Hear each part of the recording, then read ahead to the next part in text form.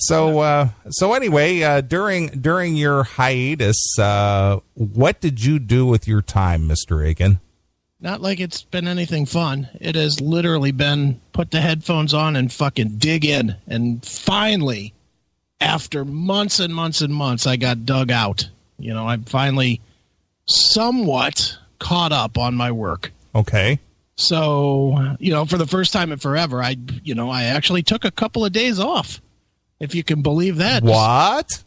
I took a few days off. I took a few more days where I only worked 4 or 5 hours. What? I know. It's amazing. Wow, dude, you're just getting lazy. Jeez. I know, pretty much. I did. I took a little bit of time. I did write quite a bit in the last 2 weeks on the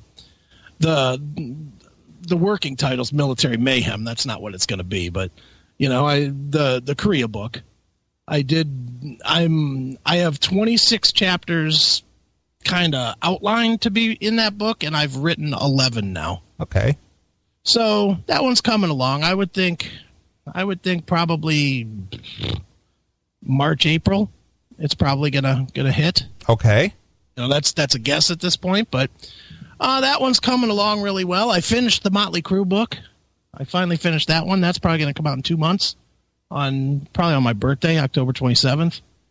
And, other than that, just, I didn't do any concerts or anything like that. I just kind of worked and caught up because I was sick of being fucking always behind the 8 ball. Sure. Absolutely. Well, during my time away. Yes. I did a very rare thing. I attended a company sponsored function. Yeah, you were out with people. I was out with people. It's a rare thing for me to do that. In all the years that I've worked for somebody else, it would be very rare if I ever go to a company function. I was surprised when you said you were doing this. Well, the only reason I did this, well, I shouldn't say the only reason. There's a couple of reasons. Okay. Number one, my employers.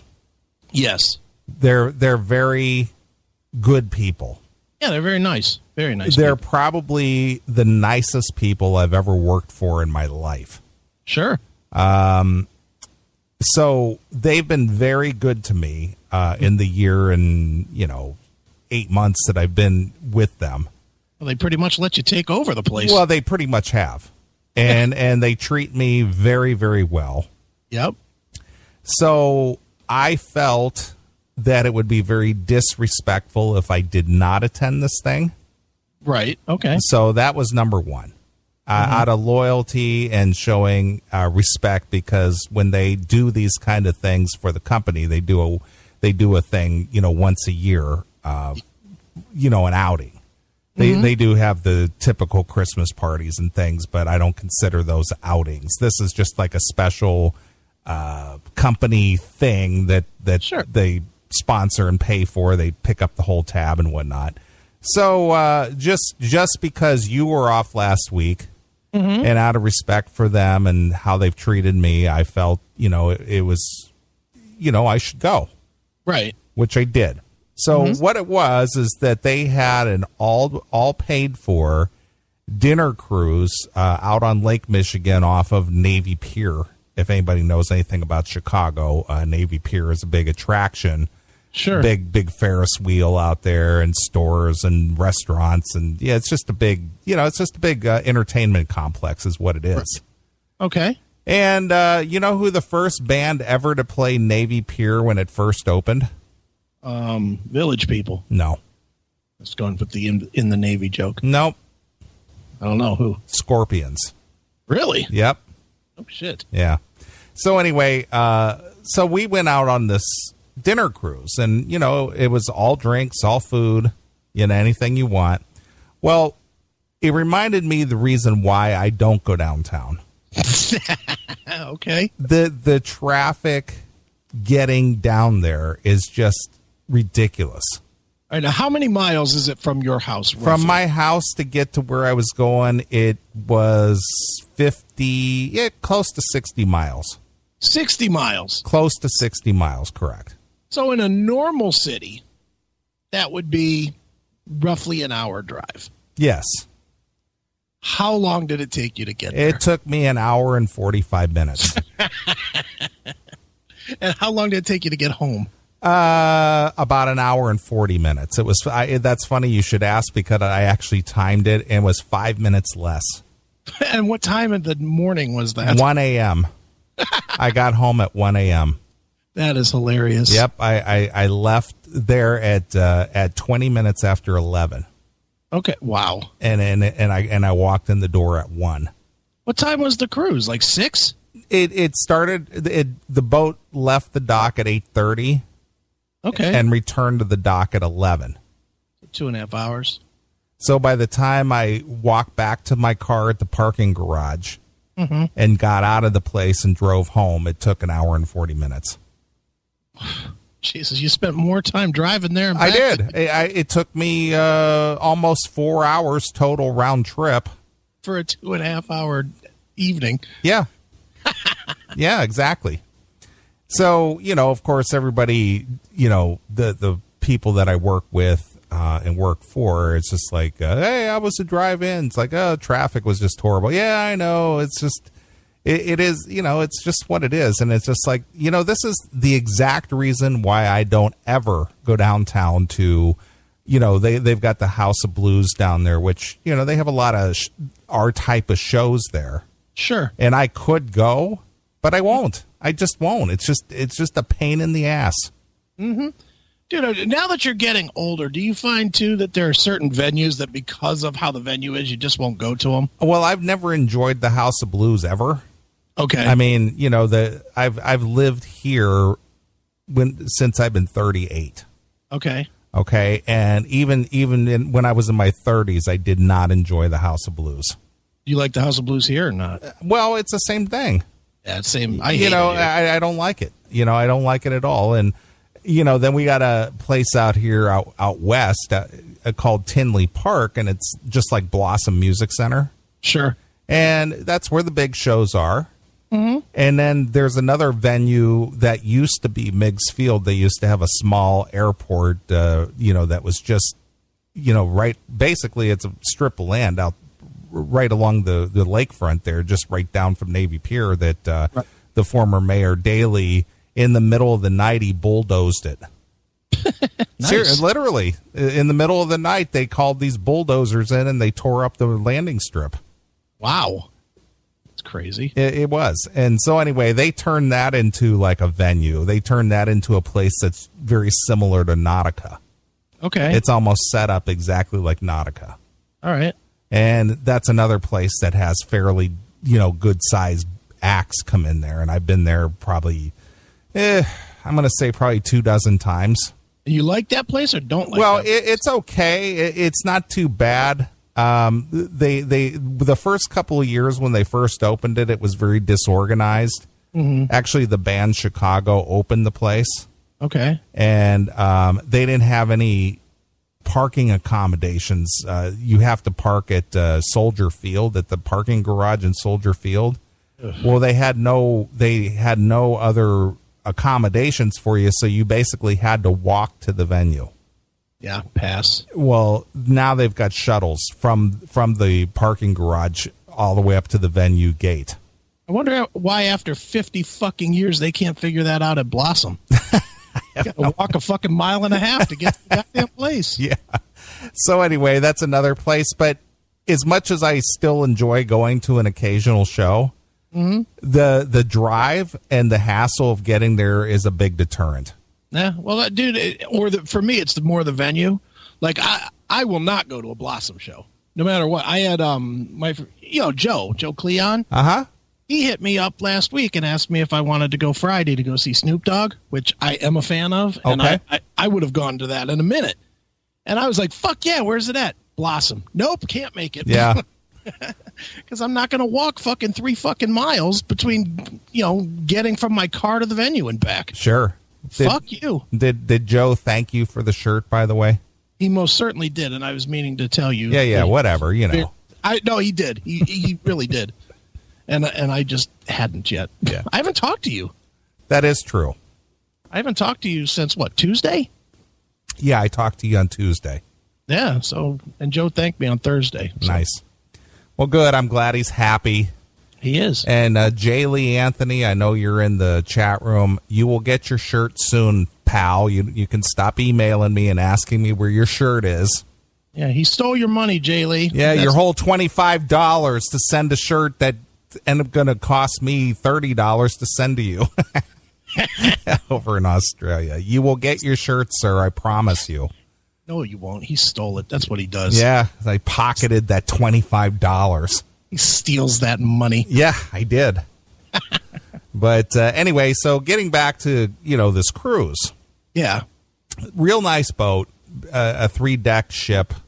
Okay. On the bottom side, it was more like a bar and a dance, like a dance club. Sure. Then the second floor was the dinner area, which, is kind of a fancy affair, Okay. just very, it's a very upper scale type, dinner thing. Did you wear your tuxedo T-shirt? No, I did not. I wore my, what did I wear to that thing? Something I thought would be fairly appropriate. I think I wore, your flame shirt? No, I didn't wear that. No, I know what I wore. I wore a black button-down shirt with the unlucky 8-ball on it. Nice. And I got the Dog the Bounty Hunter. I didn't know we had Dog the Bounty Hunter on this cruise. Dude, you ought to just use that sometime and try and get some free drinks or something out of that. Yeah, sure. Just get some of those fucking what do you call those tie things? Those plastic zip ties. Yeah. Hook them on your belt. Say, hey, it's me, Dog. I'm ready for action. Sure.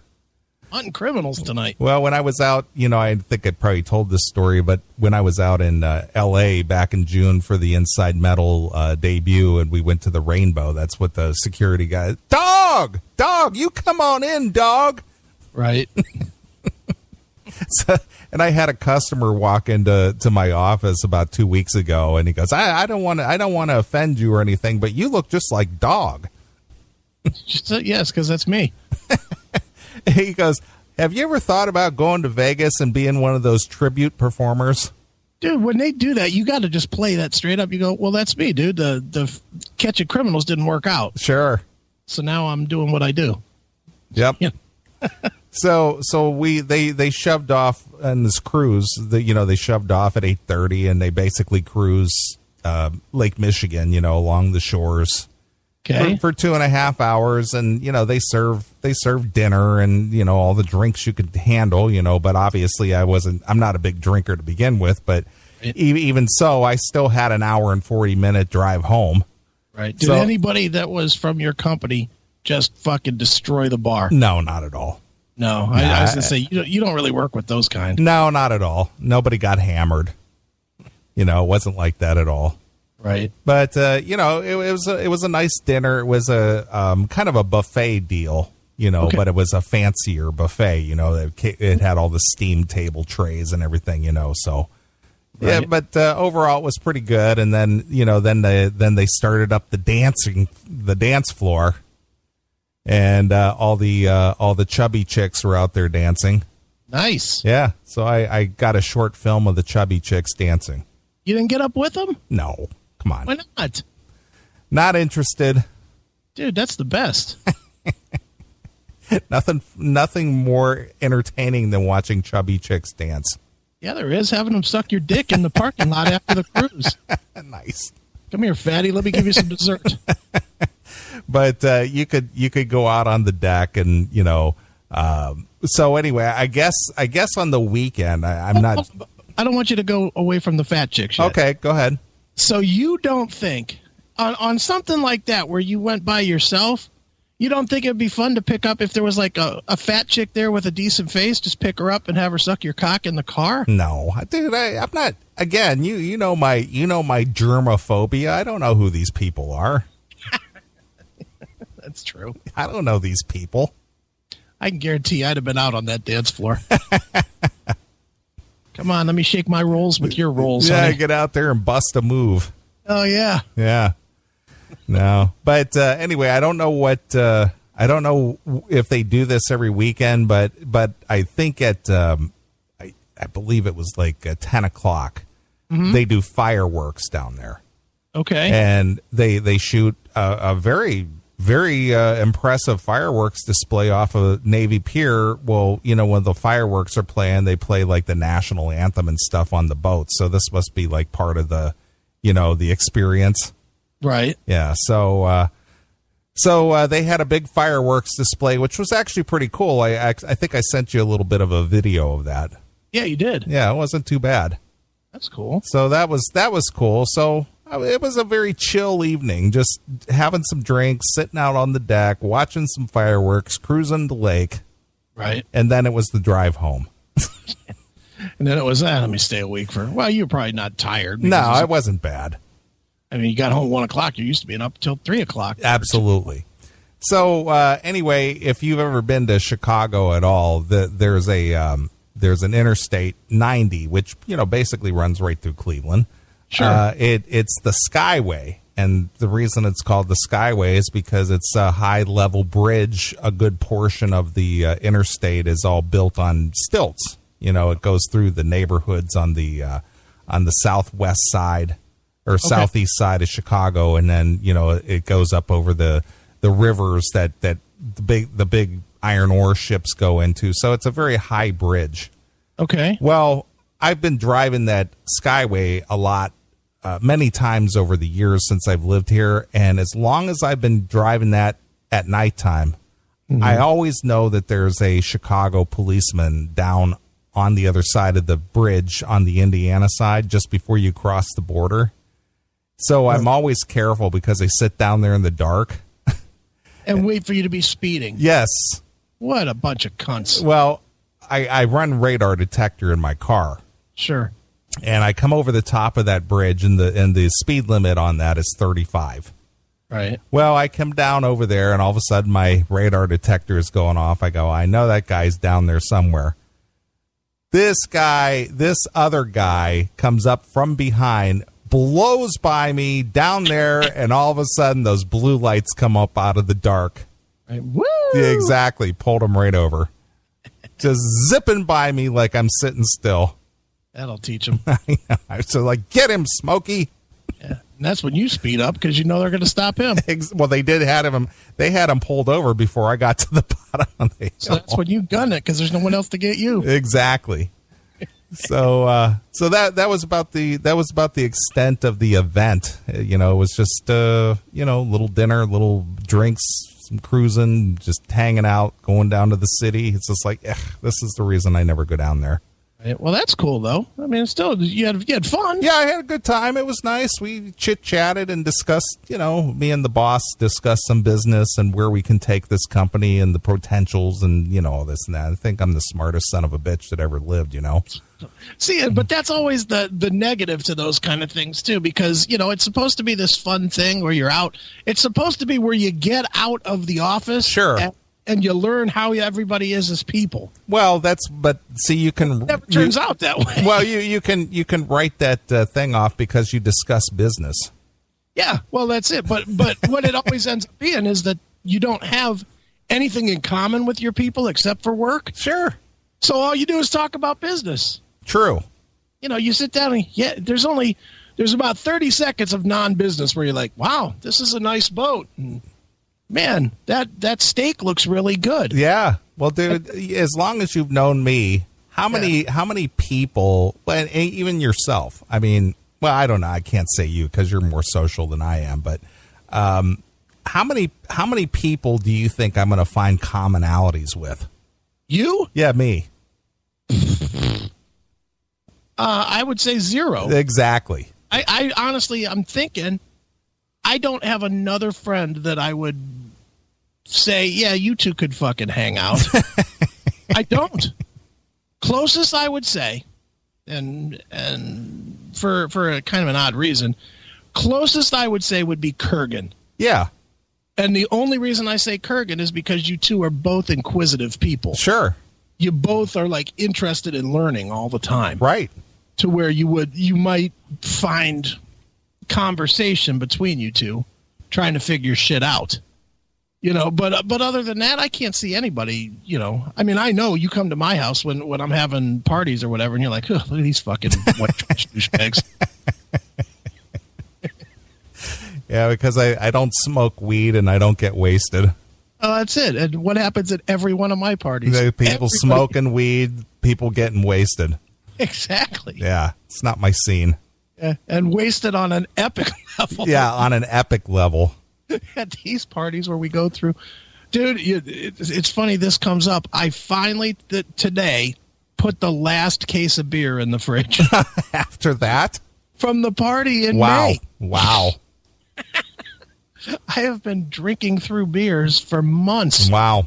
There was, from that party, there was something like 13 bottles of alcohol that were left behind and 6 unopened cases of beer. Yeah, I know. I left 2 big bottles of wine. Yeah, well, there's one of those left. I never did open the one. Sure. I finished the one you started, but I never opened the other one. I'm saving that for a special occasion. Right, when you have that special lady come over. Whatever. Like that's never going to happen. There's nothing special about a lady. I got wine. Oh, you're classy. Yeah, come here, hon.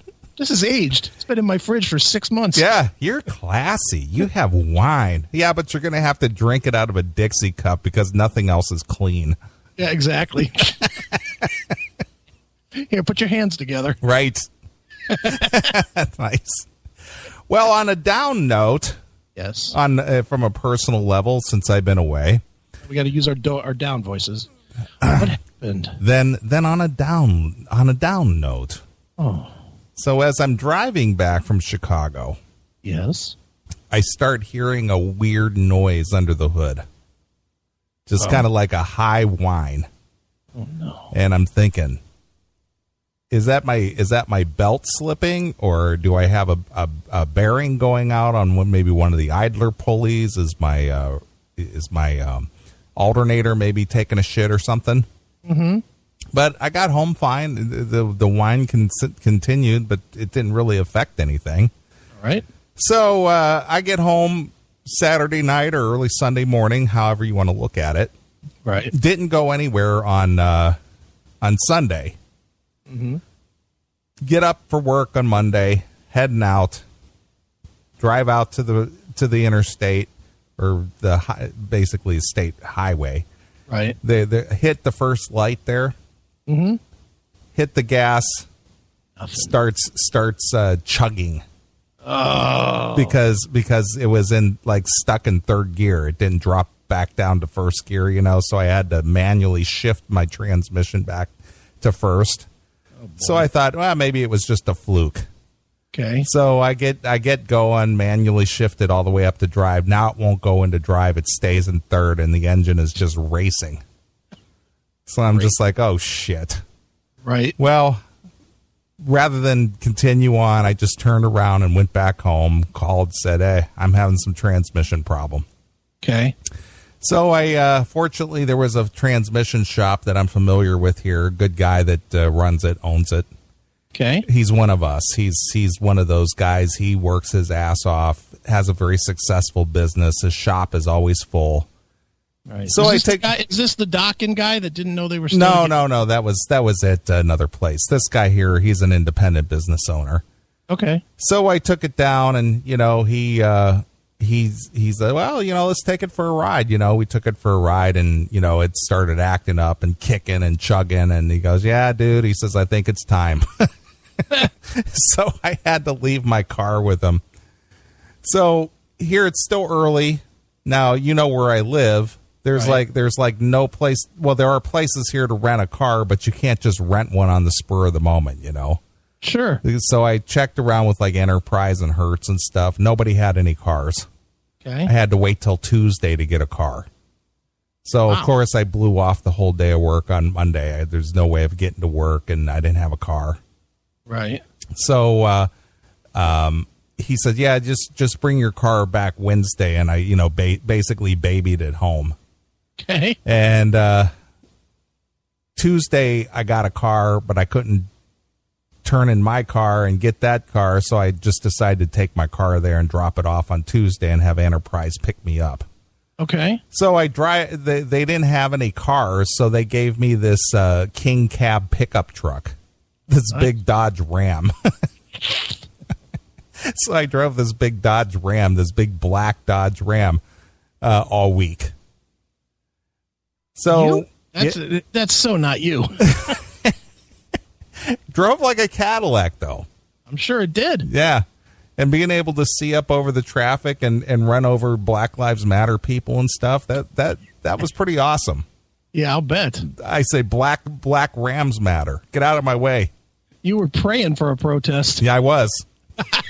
So anyway, had the truck for the rest of the week. Guy calls me up today. He kept me informed all week, what was going on and if he had any issues or anything. Okay. So I turned the rental car in today. Go down there, pick up my car.